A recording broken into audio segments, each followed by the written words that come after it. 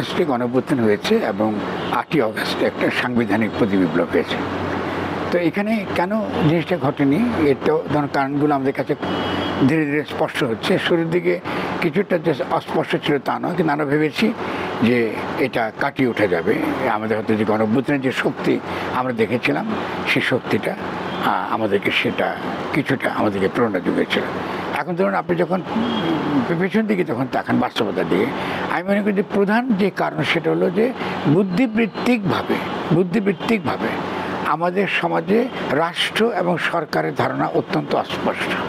এটার প্রথম কারণ। 2 নাম্বারটা হলো রাষ্ট্র গঠন আর সরকার নির্বাচন, এই দুটো যে সম্পূর্ণ ভিন্ন ঐতিহাসিক কর্তব্য, এটাও খুব অস্পষ্ট।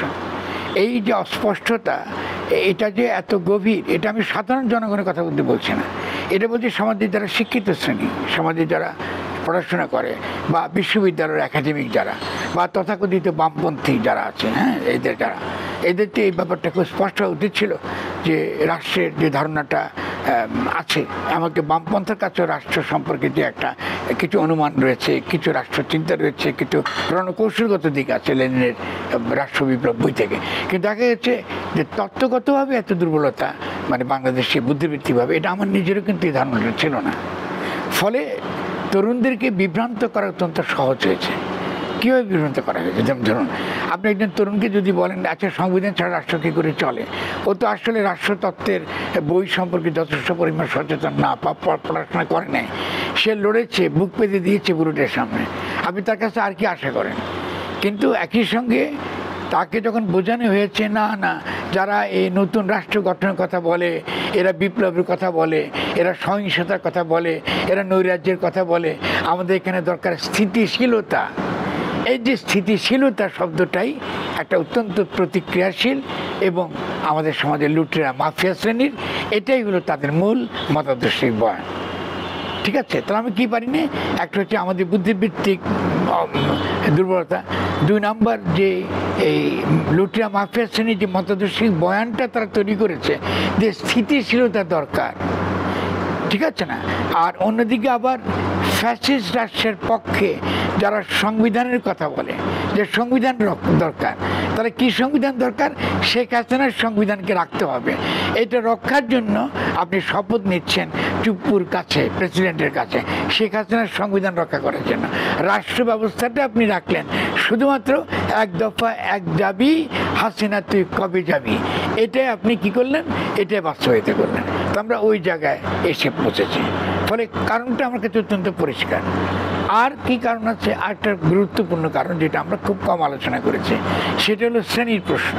কারণ আমরা খুব দেখেছি যে এই গণঅভ্যুত্থানের নেতৃত্বের জায়গায় বা যারা মূলত নেতৃত্ব দিয়েছিল, এটা পেটি বুর্জোয়া শ্রেণী থেকে এসছে। এরা মূলত চেয়েছে আমলা হতে চায় তারা। কোটা সংস্কার আন্দোলনটা মানে কি? আমরা মুক্তিযোদ্ধার কোটা কমাও, আমাদের চাকরি নাই, আমাদেরকে আমলা বানাও, এই ছিল এই আন্দোলনের অর্থনৈতিক দাবির মূল কথা।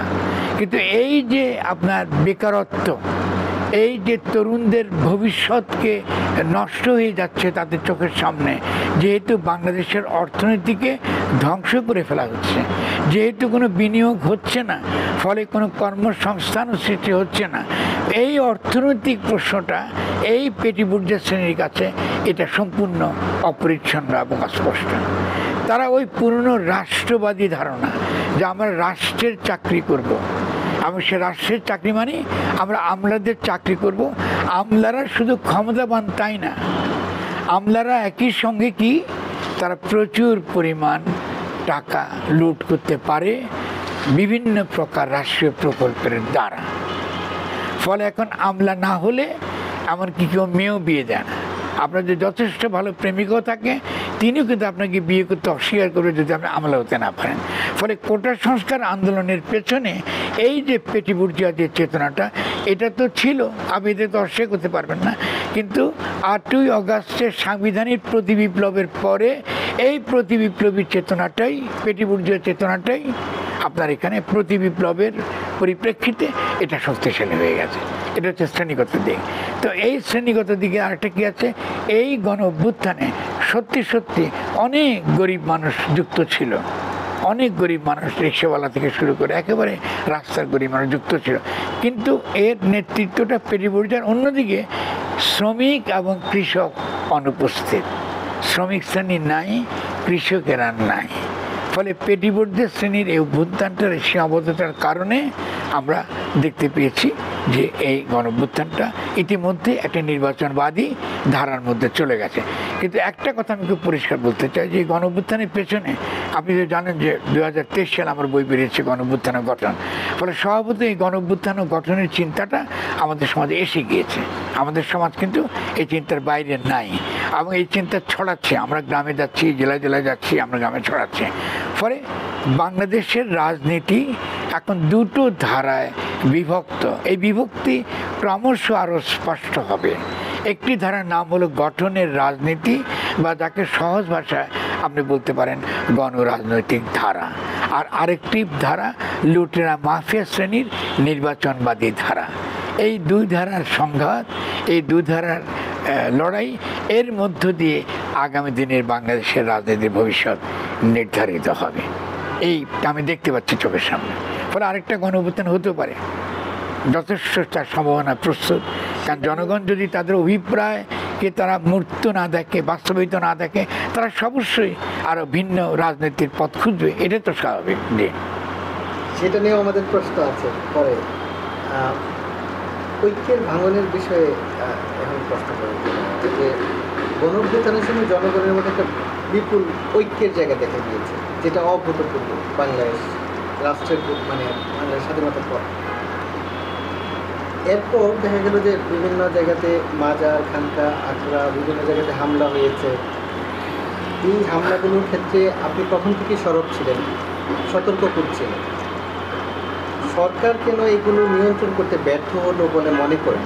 আর রাজনৈতিক দলগুলোর ক্ষেত্রেও সেভাবে তারা পদক্ষেপ নেয়, এর কারণ না? প্রথমত হলো যে আপনি কি মাজার ভাঙ্গার কথা বলছেন?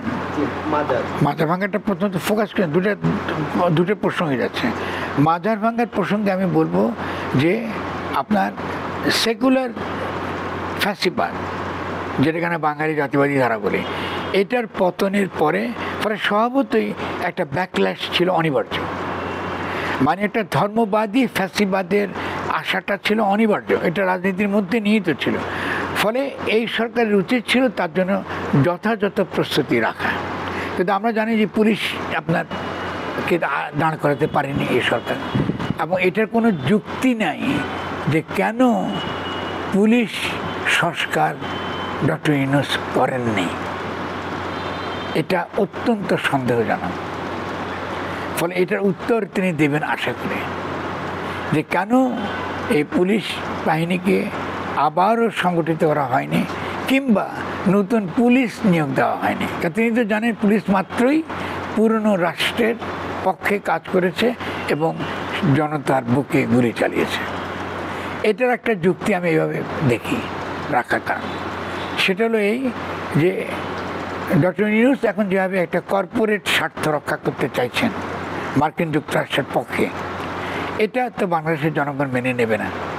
মেনে নেওয়ার ফলে স্বভাবতই আরেকটা সংঘাত তৈরি হবে, হয় তার আমলে অথবা তিনি চলে যাওয়ার পরে যে সরকারে আসুক না কেন।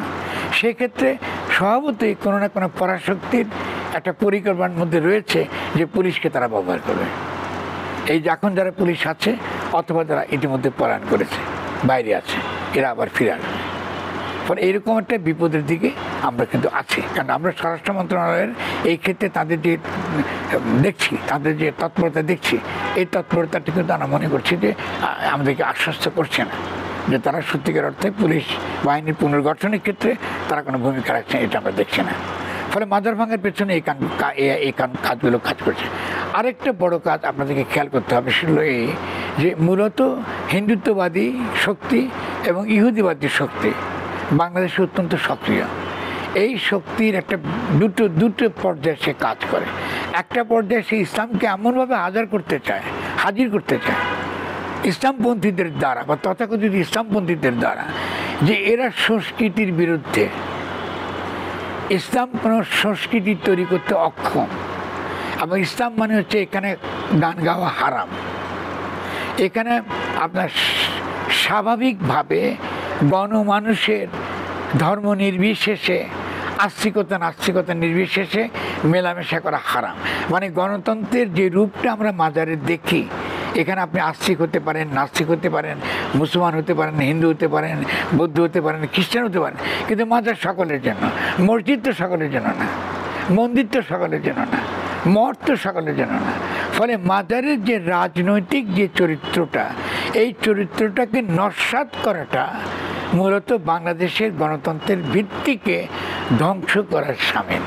কারণ মাজার মাইক্রোকোজমে, মানে খুব ছোট রূপে, সামাজিক রূপে গণতন্ত্রেরই একটা রূপ। ফলে গণতান্ত্রিক সংস্কৃতির অত্যন্ত মূর্ত রূপ হচ্ছে মাজার, যেখানে আপনি যেতে পারেন। আপনি যাওয়াটা কীরকম, আপনি আস্তিক হতে পারেন, নাস্তিক কিচ্ছু আসা যায় না, কিন্তু আপনার মনের যে আকুতি, মানে আমাদের মানুষ হিসেবে আমাদের সার্বজনীন যে সকল বিষয়গুলো, যেটাকে ইংরেজিতে ম্যাটাফিজিক্স বলে, কেমন এই যে বিষয়গুলো নিয়ে আমরা ভাবি, আল্লাহ কি, আমরা কোথা থেকে এসেছি, পৃথিবী কেন একদিন শেষ হবে, পৃথিবী কোনো আদি আছে কিনা, এই বিভিন্ন রকম নীতি নৈতিকতা এবং দর্শনের প্রশ্ন, এটা মাজারের তোলা হয়। হ্যাঁ, এখন আপনি সেই যে প্রশ্নগুলো তো আমাদের একাডেমিক মহল এটা মেটাতে পারছে না। আমাদের দেশে কোনো দর্শন নাই, ভাবচর্চার শক্তিশালী কোনো ধারা নাই। ধারা না থাকার কারণে ভাবচর্চার একমাত্র শক্তিশালী ধারা হচ্ছে মাজার, ওখানেই ভাবচর্চাটা হয়। খেয়াল করেন, পশ্চিমে কিন্তু ভাবচর্চা এবং দর্শন চর্চার স্বাধীন ধারা আছে, এটাকে তারা বলে দর্শন। যেহেতু ওদের দেশে একটা স্বাধীন ধারা আছে, সেখানে কোনো মাজার নাই। খুব গুরুত্বপূর্ণ ভাবতে পারে, মানে এখানে ভাবচর্চার ক্ষেত্রে হচ্ছে মাজার। কারণ একাডেমিক ক্ষেত্রে কোনো ভাবচর্চা কিন্তু গড়ে উঠে নাই, তত্ত্বচর্চার কোনো ক্ষেত্র নাই। ফলে মাজারে একমাত্র তত্ত্বচর্চার ক্ষেত্র। কেমন বা ধরুন একটা জালালউদ্দিন খানের গান যদি বলি আমি, এই সুরত দোজখে যাবে যে বলে সে গুনাহগার, ছোট্ট একটা লাইন, এটা কিন্তু গভীর একটা কি ধর্মতাত্ত্বিক প্রশ্নকে একটা দার্শনিক প্রশ্ন হিসেবে পরিণত করছে। বল, আল্লাহ যদি নিজের সুরতে, যদিও এটা খ্রিস্টীয় ইহুদি ভাবনা, ঠিক ইসলাম এভাবে নাই, আল্লাহ যদি নিজের সুরতে মানুষকে পয়দা করে থাকেন, তাহলে তিনি সে মানুষকে আবার দোজখে পাঠাবেন, এটা ইম্পসিবল। এটা কী করে হতে পারে? তার মানে তিনি নিজেকে নিজে পড়াবেন, এটা কি হয়? নাউজুবিল্লাহ, এটা তিনি করবেন না। তো সেই জন্য জালালউদ্দিন খান তার কত বড় একজন কবি, বলতেছে এই সুরত দোজখে যাবে যে বলে সে গুনাহগার। ঠিক আছে না? ওকে, তাহলে এই যে দর্শনের প্রশ্ন, ধর্মতাত্ত্বিক প্রশ্নকে দর্শনের প্রশ্নে রূপান্তরিত করবার এই যে অসামান্য হিম্মত, প্রতিভা, এটা বাংলার যে সাধক শ্রেণী তাদের মধ্যে আছে। ফকির লালন শাহ বলুন, কি রাধারমণ বলুন, কি আপনার জালালউদ্দিন খাঁ বলুন, হ্যাঁ, এদের মধ্যে এটা আছে। এটা গভীরতর প্রশ্নটা তুলেছে। ফলে মাজার সেক্ষেত্রে মানুষের মনের যে আকুতি, মনের যে আপনি বলেন আমি কে এই প্রশ্ন, আল্লাহ কে এই প্রশ্ন, আল্লাহর সঙ্গে আমার সম্পর্ক কী, এই যে প্রশ্নগুলো, গভীরতর প্রশ্নগুলো, জীবনে গভীর প্রশ্নগুলো, এটার উত্তর আপনি মাজার দেয়, মাজার দিতে পারে। ফলে এই ক্ষেত্রগুলোকে নষ্ট করা মানে আপনি একটা পশ্চিমা সমর্থিত একটা ইসলাম পন্থা, ইহুদিবাদ সমর্থিত, হিন্দুত্ববাদ সমর্থিত একটা ইসলাম পন্থাকে বাংলাদেশে আপনি কি করতে চাচ্ছেন? এটাকে আপনি প্রবল করতে চাচ্ছেন। এটাকে আমাদের বাংলাদেশে অনেকে ওহাবি বলে, আমি এটাকে ওহাবি বলতে নারাজ। এটা আসলে একান্তই হিন্দুত্ববাদী এবং একান্তই ইহুদিবাদী একটা টেন্ডেন্সি। কেন হিন্দুত্ববাদী টেন্ডেন্সি? কারণ আপনি যদি প্রমাণ করতে পারেন যে ইসলামের ইহলোকে কিছুই করার নাই, সাংস্কৃতিক ক্ষেত্রে, দর্শনের ক্ষেত্রে, ভাবের ক্ষেত্রে, রাজনীতির ক্ষেত্রে কোথাও ইসলাম কোনো অবদান রাখতে পারবে না। ইসলামের একমাত্র কাজ হচ্ছে এই পরকাল। ওখানে গিয়ে তুমি জান্নাতে যাবা, ওখানে 70,000 হুরপুরি নিয়ে তুমি থাকবা, ওখানে সব কিছু খাবা, তুমি মাওয়াফল খাবা। ইহলোকে তোমার কিছু পাওয়ার নাই। ইহলোকে কারা পাবে? দুর্নীতিবাজ, বদমাস, লুটেরা, মাফিয়া শ্রেণী, এরাই পাবে, তোমার কিছুই পাওয়ার নাই। ফলে এটা লুটেরা, মাফিয়া শ্রেণীদেরই এটা একটা তত্ত্ব, খুব পরিষ্কার। এই লুটেরা মাফিয়া শ্রেণীটাই এই তত্ত্ব তৈরি করে যে ইসলামের কোনো ইহলৌকিক কর্তব্য নাই, ইহলোকে ইসলামের কাছ থেকে তোমার কাছে পাইবার নাই। তুমি মসজিদে যাবা, 5 ওয়াক্ত নামাজ পড়বা, রোজাবন্দি করবা, কিন্তু এই যে জালিমের বিরুদ্ধে তুমি কোনো রাস্তায় নামবা না। রাস্তায় নামবা না, তুমি মসজিদে গিয়ে বলবা এইখানে কোনো দুনিয়াবি কথাবার্তা বলা যাবে না, মানে জালিমের বিরুদ্ধে তুমি কোনো কথা বলতে পারবে না। জালিমের বিরুদ্ধে যদি কথাই বলতে না পারেন তাহলে তো আপনি ইসলাম থেকে খারিজ হয়ে গেছেন। হযরত যে নবী, আমাদের যে নবী, তার যে উম্মত হওয়ার যোগ্যতা তো আপনি হারিয়েছেন। কারণ তিনি তো জালিমের বিরুদ্ধে লড়াই করে ইসলাম কায়েম করেছেন, তিনি দাসদের মুক্ত করেছেন। শুধু তাই করেন না, তিনি মক্কা বিজয় করে বলেছেন সত্য এসেছে, মিথ্যা পলায়ন করেছে। কেন? যারা অহংকারী, যাদের দর্প, কোরেশদের যে দর্প, কোরেশদের যে দর্প, এটা তিনি সম্পূর্ণ নস্যাৎ করে দিয়েছেন। ফলে ইসলামের চেয়ে ইহলৌকিক ধর্ম, ইসলামের চেয়ে বিপ্লবী ধর্ম তো দুনিয়াতে নাই আর প্রচুর। এবং শুধু তাই না, সে একইভাবে আখেরাতের কথাটা বলে কি জন্য? মানুষের আত্মিকভাবে যেন সে আখেরাতকে মনের মধ্যে রাখে, তার ভীতি থাকে, তার ভালো কাজ করার প্রতি সে যেন ভয়ও করে অথবা অন্তত পুরস্কারের লোভেও করে। এটার জন্য আখেরাতের প্রশ্নটা ইসলামের কাছ থেকে, এটাকে বলে এথিক্যাল লিগ্যাল এডুকেশনের জন্য। এটা খুব ইম্পর্টেন্ট। খ্রিশ্চানিটির সঙ্গে ইসলামের এখানে বিরাট পার্থক্য। ফলে এই ব্যাপারগুলো আমরা জনগণকে বোঝাতে পারি নাই, এবং ফলে সে কারণেও আমরা মনে করি জনগণকে বোঝাতে হবে। এটা একটা রাজনৈতিক শিক্ষা দরকার, রাজনৈতিক সচেতনতা দরকার, এবং সেক্ষেত্রে ইসলাম সম্পর্কে রাজনৈতিক সচেতনতা যখনই গড়ে উঠবে তখনই আমরা দেখব এই সকল মাজার যারা ভাঙছে এদেরকে আমরা সত্যিকার অর্থে মোকাবেলা করতে পারবো। এই মুহূর্তে মাজার ভাঙার জন্য আমি 100 ভাগ ডক্টর ইউনূসকে দায়ী করি, কারণ প্রথম দিন থেকে তাকে এই ব্যাপারে কঠোর হতে ছিল, তিনি এটা করেননি। 2 নম্বর আমি দায়ী করি আমাদের স্বরাষ্ট্র মন্ত্রণালয়কে।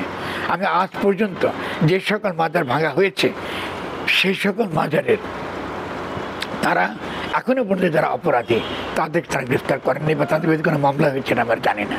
ফলে আমি আপনার মাধ্যমে এটাও জানাতে চাই যে সরকার অবশ্যই তাদের বিরুদ্ধে মামলা দায়ের করে সরকারকেই করতে হবে, 1 নম্বর। 2 নম্বর, সেই মাজার যাদের ভাঙা হয়েছে সে মাজারকে গড়ে দেওয়ার দায়িত্বটাও তাকে আপনাকে করতে হবে, এই সরকারকে করতে হবে। এই ক্ষেত্রে কোনো রকম আপনার টাল ভাঙা চলবে না। এই ব্যাপারটা অত্যন্ত গুরুত্বপূর্ণ, এবং এই জায়গাগুলো যত আমরা পরিষ্কার করব তত ধীরে ধীরে আমরা এই প্রশ্নটাকে আমরা মীমাংসা করতে পারবো, এটা একটা নিষ্পন্ন হবে। তুই মাঝখান দিয়ে কথা বলো না, বলো।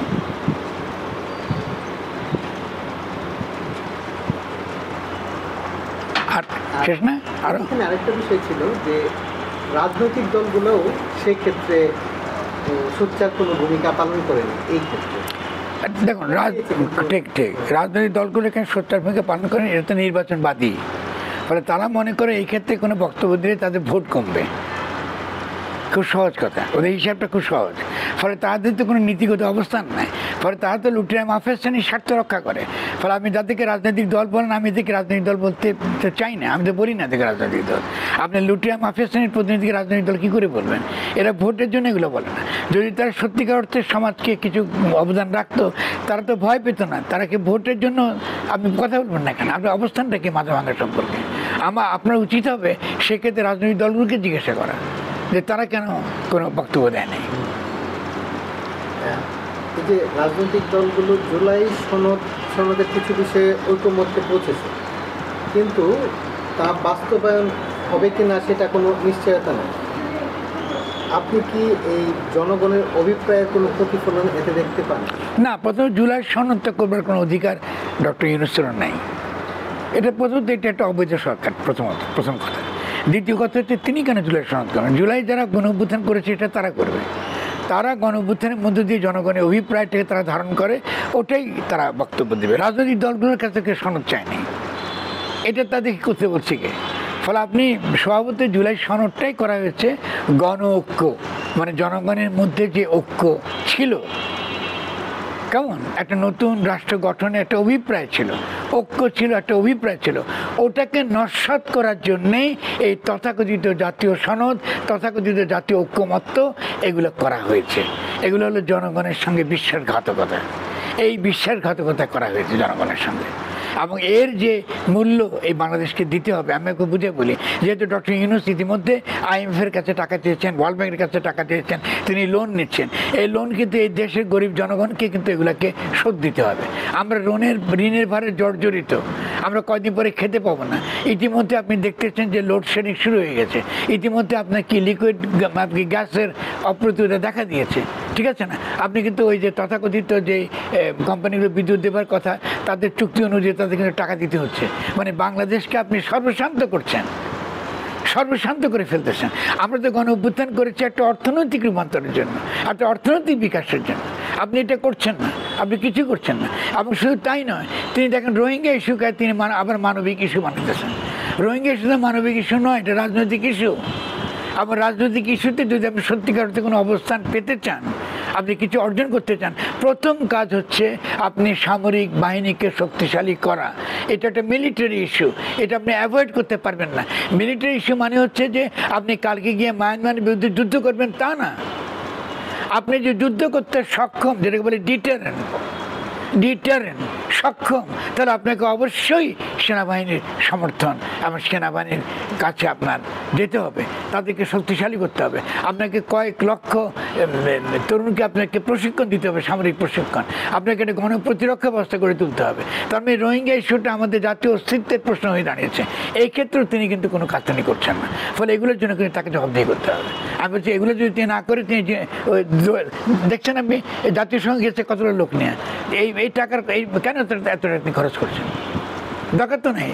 যেটা দরকার, যাদেরকে দরকার তাকে তিনি যাবেন। এবং এখান থেকে তিনি কী অ্যাচিভ করবেন? যেখানে তিনি গেছেন তিনি কী অর্জন করতে চাইছেন? এখানে বিনিয়োগকারীদের নিয়ে তিনি হাহাকার করছেন। অথচ বারবারই বলা হয়েছে যে বিনিয়োগ হবে বাংলাদেশে যদি একই ছাদের তলে 24 ঘন্টার মধ্যে একটা বিনিয়োগকারী তার যা যা দরকার বাংলাদেশে এটা পেয়ে যায়। এই কাজই তিনি করছেন না। একটা এই বাচ্চা ছেলেকে নিয়ে এসে তাকে বিরাট একটা আপনার কী বলে বিনিয়োগ বোর্ডের একটা বিরাট তাকে একটা পদ দিয়ে বসে আছে, যার হয়তো কোনো বাংলাদেশের সম্পর্কে কোনো অভিজ্ঞতাই নেই। বাংলাদেশের কিছু ইনফ্রাস্ট্রাকচার সম্পর্কে বাংলাদেশের অন্যান্য সমস্যার তার কোনো অভিজ্ঞতাই নেই। আর সে চাইলেও সে করতে পারবে না। এটা তো লুটতরাজের দেশ। এই লুটপাটি বিরুদ্ধে সে কী করবে? তো ফলে আমি মনে করি যে এই যে এগুলোর জন্য আমি 100 ভাগ ডক্টর ইউনূসকে দায়ী করি। এই জবাব দিয়ে তাকে করতে হবে, আজকে হোক কালকে হোক। প্রায় সব রাজনৈতিক দলে এখন নির্বাচন কেন্দ্রিক একটা চর্চার মধ্যে আছে। গণ অভ্যুত্থান বা উপদেষ্টা সরকারের বিধান না থাকলেও বিশেষ পরিস্থিতির কথা বলে সংবিধান বজায় রেখে কিছু সংস্কারের পর নির্বাচন আয়োজনের পরিকল্পনা রয়েছে। এতে কি সংকট কাটবে নাকি তা আরও গভীর? শুনুন, আপনি তো ডক্টর ইউনূস তো প্রথমত একটা অসাংবিধানিক, সংবিধানের নাই, একটা অবৈধ সরকার, 1 নম্বর। 2 নম্বর, আপনি 106-এর মতামত নিয়ে নির্বাচন করেছেন। আমরা কিন্তু যে মতামত কারা দিয়েছে, কিসের ভিত্তিতে দিয়েছে আমরা কিছু জানি না। আপনি 106 যদি মতামতও দেয়, মতামতের ভিত্তিতে একটা উপদেষ্টা সরকার গঠিত হতে পারে না। সংবিধানের কোনো নিয়ম নেই, ঠিক আছে না? আচ্ছা, এখন আপনি 106-এর অধীনে আপনি সরকার বানাইলেন এবং আপনি সংবিধান মানবেন বলতেছেন। তো সংবিধান মানলে আপনি ফেব্রুয়ারিতে নির্বাচন কী করে দেন? আপনি তো দিতে পারেন না। নির্বাচন তো হয়ে গেছে একবার। আপনি তো সেই নির্বাচনকে এখনো বাতিল করেন নাই।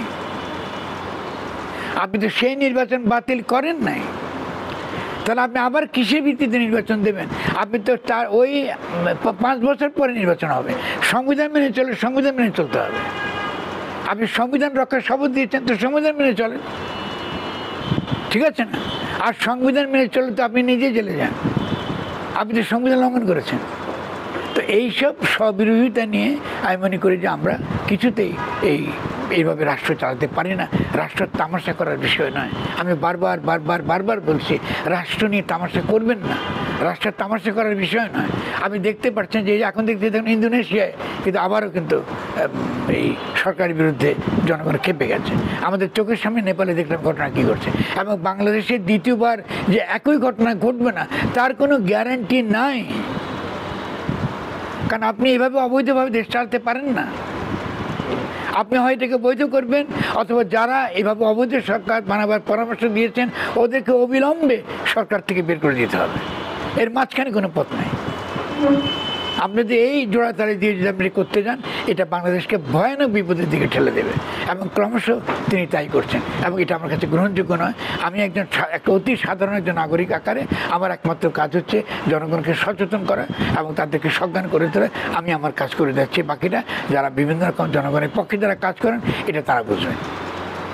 আপনি রোহিঙ্গা ইস্যুর কথা অলরেডি বলেছেন, আন্তর্জাতিক অঙ্গনেও বিভিন্ন দেশের তৎপরতা বাড়ছে, পাশাপাশি বৈশ্বিক ও ভূ রাজনীতির পরিবর্তনও চোখে পড়ছে। যেমন ইন্ডিয়া, চায়না, রাশিয়ার একটা ঐক্য হওয়ার প্রেক্ষাপট তৈরি হয়েছে। এই বাস্তবতায় বাংলাদেশ অদূর ভবিষ্যতে কী ধরনের সংকটে পড়তে পারে বলে মনে হয়? বাংলাদেশ ইতিমধ্যে সংকটে আছে। বাংলাদেশের সংকটের চরিত্র রাজনৈতিক না, সংকটের চরিত্র অর্থনৈতিক।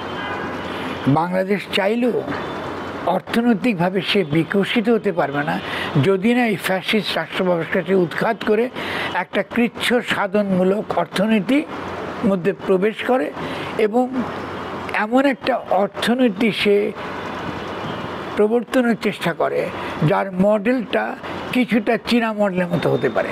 ইকোনমিক ডেমোক্রেসি, কিন্তু জনগণের সার্বভৌমত্ব। আমি আবার পরিষ্কার করে বলি, জনগণের সার্বভৌম ক্ষমতা বা গাঠনিক ক্ষমতা, এই গাঠনিক ক্ষমতার বলে আমরা প্রতিদ্বন্দ্বিতার মধ্য দিয়ে অর্থনীতির যে বিকাশটা চীনে করেছে, তার মানে একটা পরিকল্পিত পুঁজিতান্ত্রিক বিকাশের মধ্য দিয়ে চীনে যে দ্রুত বেগে একটা অর্থনৈতিক বিকাশ ঘটেছে, সেই বিকাশের পথে আমাদেরকে যেতে হবে। তার জন্য আমাদের দরকার জনগণের সার্বভৌমত্ব, মানে যারা ফ্যাসিস্ট শক্তি বিরোধী, ফ্যাসিস্ট রাষ্ট্র ব্যবস্থা বিরোধী, তাদের মধ্যে একনায়কতন্ত্র এবং দুর্নীতিবাজ, দুর্বৃত্ত এবং এই মাফিয়া শ্রেণীর বিরুদ্ধে একনায়কতন্ত্র, এইরকম একটা ক্ষমতা আমাদের লাগবে। এই ক্ষমতা একমাত্র জনগণই এই ক্ষমতা তারা তৈরি করতে পারে। এই ক্ষমতার ভিত্তিতে আমাদের অবিলম্বে কাজ হবে সমস্ত প্রতিষ্ঠানগুলোকে নতুন করে গঠন করা, এবং এমনভাবে গঠন করা যে আমরা একটা বিকেন্দ্রীকৃত, আমাদের প্রত্যেকটা জেলা যেন স্বাধীনভাবে তাদের বিকাশ নিজেরা করতে পারে, এবং জাতীয় অর্থনৈতিক ক্ষেত্রে বড় বড় পরিকল্পনা জাতিভিত্তিক করলেও তার যেন সুফল প্রত্যেকটা নাগরিকের কাছে পৌঁছে, এই ধরনের একটা আমরা গণতান্ত্রিক শাসন ব্যবস্থা আমাদেরকে কায়েম করতে হবে। ফলে আমাদের সংকটের চরিত্র একান্তই অর্থনৈতিক, এবং অর্থনৈতিক সেটা করতে হলে আমাদেরকে যেটা করতে হবে অবিলম্বে, যে আমরা মনে করি একটা নতুন ধরনের একটা সরকার, এই সরকারটা হবে জনগণের সরকার, এবং সঙ্গে এই সরকারের ক্ষমতা থাকবে দুর্নীতিবাজ এবং দুর্বৃত্ত, লুটেরা, মাফিয়া শ্রেণীর বিরুদ্ধে একনায়কতান্ত্রিক ক্ষমতা, বল প্রয়োগ করবার ক্ষমতা, তাদেরকে বিচার করবার ক্ষমতা, গণ আদালতে যেন তাদের বিচার হয়, এতদিন যেন বিচার করতে না লাগে, এবং একই সঙ্গে পাচার করা অর্থ যেন আমরা দ্রুত বেগে ফেরত আনতে পারি। যে কোনো দেশই আমাদেরকে, যদি আমরা এই ধরনের একটা সরকার গঠন করতে পারি, যে কোনো দেশই আমাদেরকে এই ক্ষেত্রে সমর্থন করবে। কোনো দেশই চাইবে না দুর্নীতিবাজ এবং দুর্নীতিবাজ যারা এই লুটেরা মাফিয়া শ্রেণী, এদের ভিত্তিতে তারা বাংলাদেশের সঙ্গে সম্পর্ক করুক। তারাও চাই বাংলাদেশের জনগণের সঙ্গে সম্পর্ক। এই সম্পর্ক যেই আমরা চেয়েছি ডক্টর ইউনূস আমাদের এই অভিপ্রায়টা তিনি ধারণ করেন।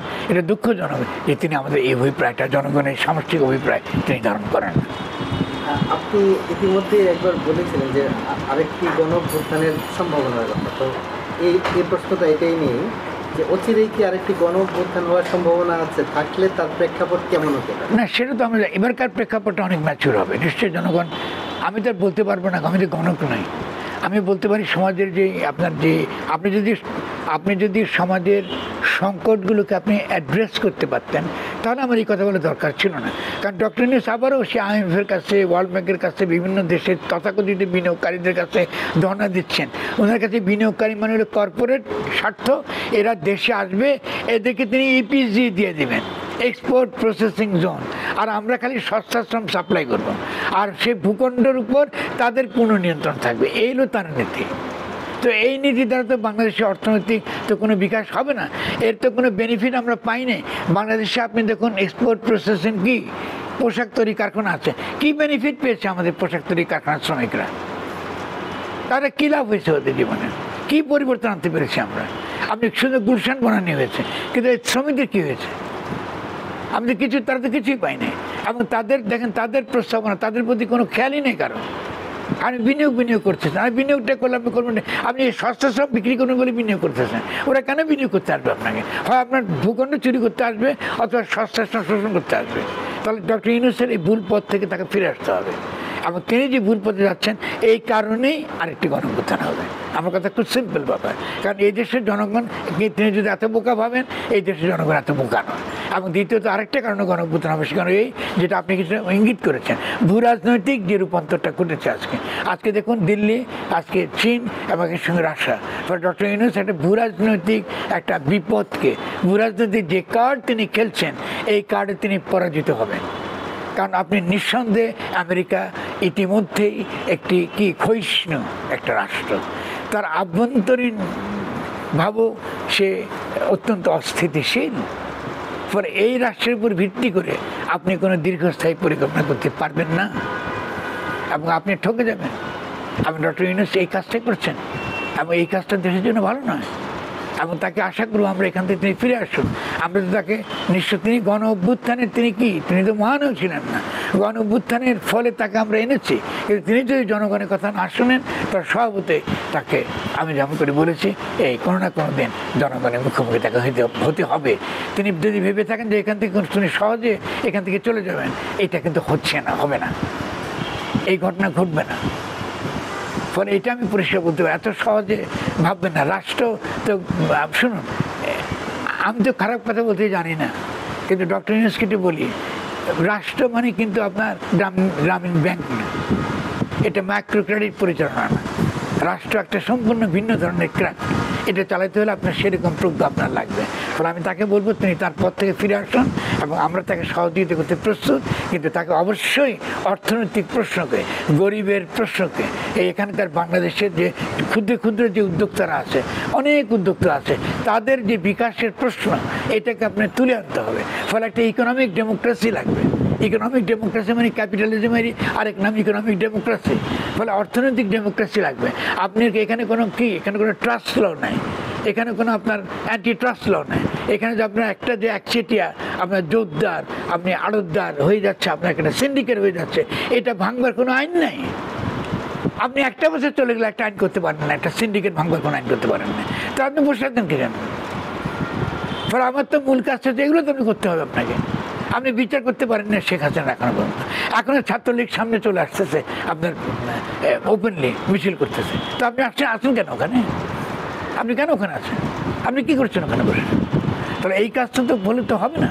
আমরা তো এই বাংলাদেশে আছি, আমরা তো আপনাকে সহায়তা করতে চাই, কিন্তু আপনি যদি সহায়তা করতে না চান, তো স্বভাবতই জনগণের পক্ষে আপনার বিরুদ্ধে আমাদের কথা বলতে হবে।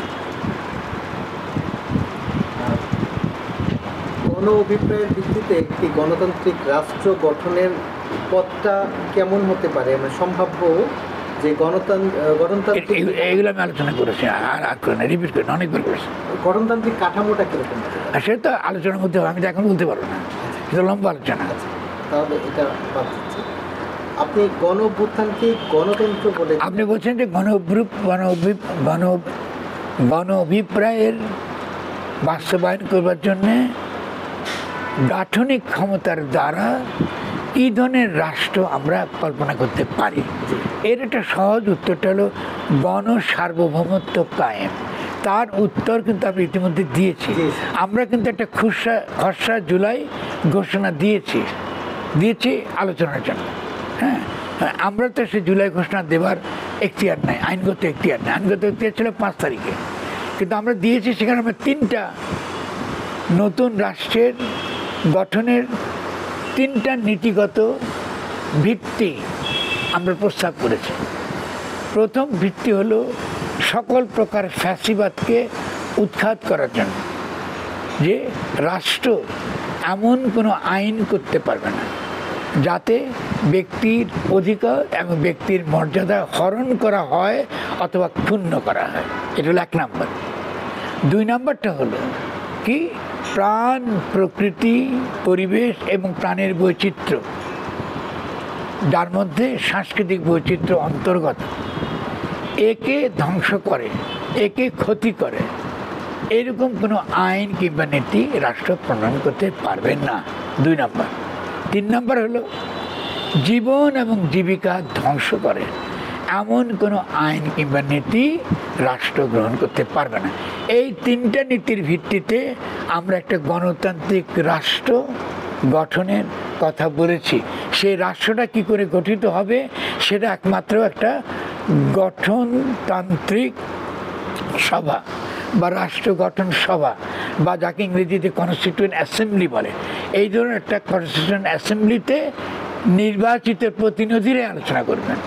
আমরা আলোচনা করতে পারি বাইরে থেকে, অনেক প্রস্তাব দিতে পারি, কিন্তু একমাত্র নির্বাচিত গণপরিষদের সদস্যরাই এই বিষয়ে তর্ক বিতর্ক করবেন এবং এই বিষয়ে তারা সিদ্ধান্ত গ্রহণ করবেন। তো আমি তো অলরেডি একটা রূপরেখা দিয়েছি, সেটা পরিষ্কার এবং অত্যন্ত পরিচ্ছন্ন, আপনি এটা অনুসরণ করলেই পারেন, ঠিক না? গণঅভ্যুত্থানের গণসার্বভৌমত্বের যে কেন্দ্রে রেখে যে রাজনীতির প্রশ্নটা আপনি সামনে এনেছেন, এর ভিত্তিতে কি নতুন ধরনের কোনো রাজনৈতিক দল গঠন হতে পারে? হতে পারে, হতে পারে, নিঃসন্দেহে কেন হতে পারে না। কারণ আমি দেখতে পাচ্ছি যে যদি যে ছাত্র তরুণদের মধ্যে যারা নির্বাচনবাদী, ফলে তাদের একটা বড় একটা অংশ একই সঙ্গে এই গাঠনিক রাজনীতি তারা বিশ্বাস করে, ঠিক না? তারা তো চায় যে গণঅভ্যুত্থানের মধ্যে জনগণের অভিপ্রায়টা বাস্তবায়িত হোক। তো তারা যেটা চাইছে তার মানে এটা হলো গাঠনিক রাজনীতি। ফলে সেই গাঠনিক রাজনীতির রণকৌশল এবং রণনীতি আমি আশা করি তারা ঠিক করবে অবশ্যই। তারা যে আমার লেখা পড়ে কী করে এটা করতে হয়, রণকৌশল কী করে ঠিক করতে হবে, রণনীতি করে ঠিক করতে হবে, অবশ্যই একটা নতুন রাজনৈতিক দল গড়ে উঠবে তার ভিত্তিতে। আবার নাও হতে পারে, বিভিন্ন রাজনৈতিক দল থেকে একটা মঞ্চ হতে পারে। আমরা তো রাজনৈতিক প্রক্রিয়া তো এটার বাস্তব প্রক্রিয়া, এটা তো চলবে। প্রথম কাজ হচ্ছে সমাজের চিন্তা পরিচ্ছন্ন করা। ফলে আমার কাজটা সমাজের রাজনৈতিক চিন্তাকে পরিচ্ছন্ন করা, সেই কাজে আমি করে যাচ্ছি। ফলে এখান থেকে অবশ্যই রাজনৈতিক দল হতে পারে, নাও হতে পারে, আবার কোনো কোনো রাজনৈতিক দল পরিবর্তিত হতে পারে।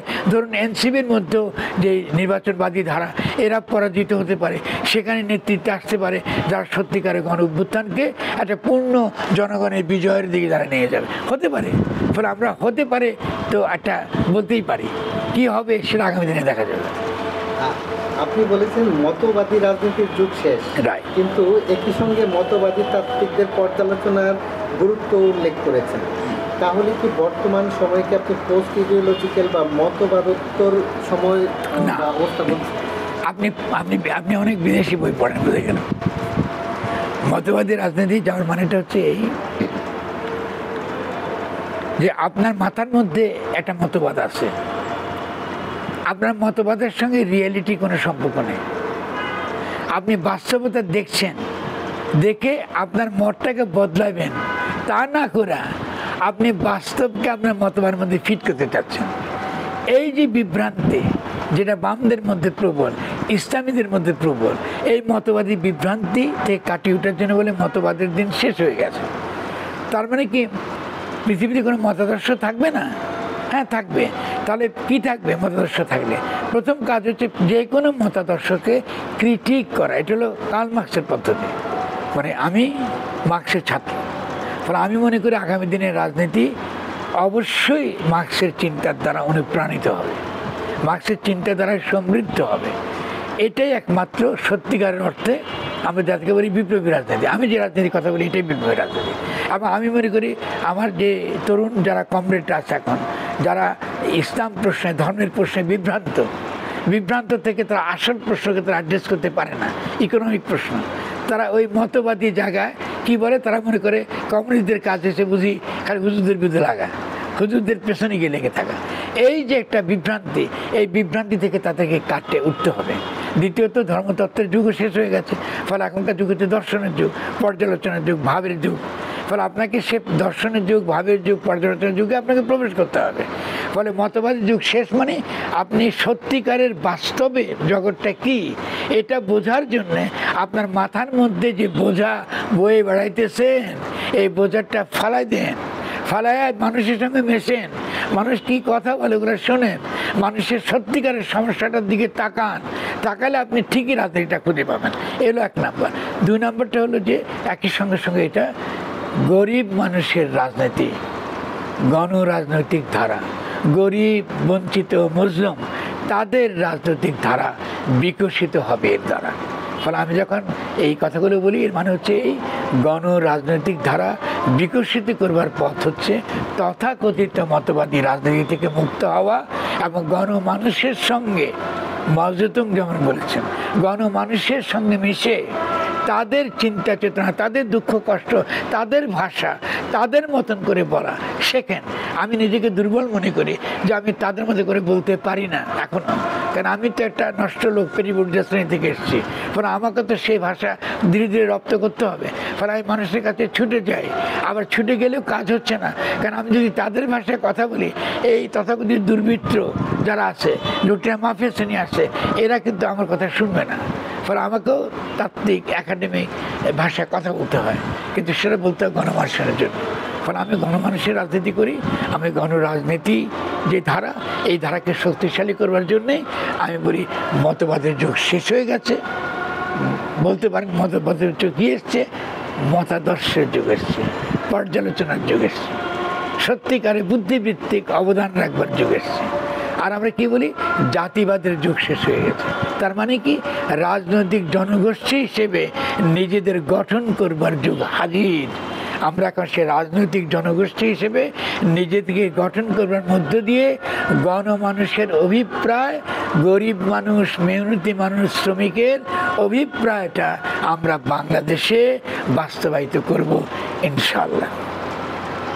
আর সবশেষে একটা প্রশ্ন, যে সামনে যে বিপ্লব হবে বা গণ অভ্যুত্থান হবে, সেই গণ অভ্যুত্থান বা বিপ্লবের তরুণরাই হয়তো অগ্রসর ভূমিকা পালন করবে। সেই তরুণদের সম্পর্কে যদি তাদের গড়ে ওঠার জন্য কিছু মতামত।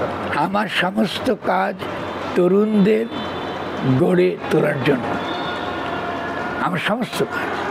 কারণ আমি ভবিষ্যতে বিশ্বাস করি, আগামীতে বিশ্বাস করি। আগামীতে আপনি গঠন করবেন বর্তমান থেকে। ফলে ইতিমধ্যে আমি তো তরুণদেরকে কতটা তৈরি করতে পেরেছি তার দুটো প্রমাণ তো আপনি দেখেছেন। একটা চিন্তা পাঠচক্র, ভাব বৈঠকি, তার একটা প্রমাণ। আর তার শেষ প্রমাণ হচ্ছে আমরা চিন্তা পত্রিকা সাপ্তাহিক প্রকাশ করছি। আমার চিন্তা পত্রিকা যারা সাপ্তাহিক প্রকাশ করছেন, সম্পাদনা মণ্ডলীর মধ্যে সকলে তরুণ, অতি তরুণ।